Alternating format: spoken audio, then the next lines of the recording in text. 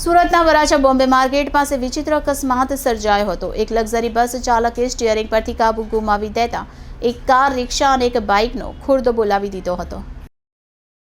સુરતના વરાછા વિસ્તારમાં Purna Bombay market road પર આજે એક લક્ઝરી બસે અકસ્માતની વણઝાર સર્જી દીધી હતી। પૂરપાટ ઝડપે આવતા બસના ચાલકે સ્ટીયરિંગ પરથી કાબુ ગુમાવી દેતા એક કાર, રિક્ષા અને એક બાઇકનો ખુરદો બોલાવી દીધો હતો। સદનસીબે આ અકસ્માતની ઘટનામાં કોઈ જાનહાનિ થવા પામી નથી। જોકે સીસીટીવીમાં આ ઘટના કેદ થઈ જતા અકસ્માતની ગંભીરતા જોઈ શકાય છે। અત્રે ઉલ્લેખનીય છે કે લક્ઝરી બસોને સવારે 8 થી રાતના 10 વાગ્યા સુધી સિટીમાં પ્રવેશ પર પ્રતિબંધ છે।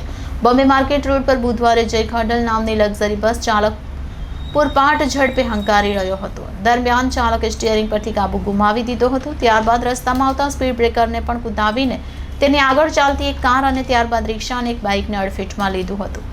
લક્ઝરી બસની ટક્કરને પગલે કાર, રિક્ષા અને બાઇકનો ખુરદો બોલી ગયો હતો। આ અકસ્માતમાં રિક્ષા ચાલકને ગંભીર જ્યારે બાઇક ચાલકને સામાન્ય ઈજા પહોંચી હતી। અકસ્માતના પગલે મોટી સંખ્યામાં લોકો દોડી આવ્યા હતા।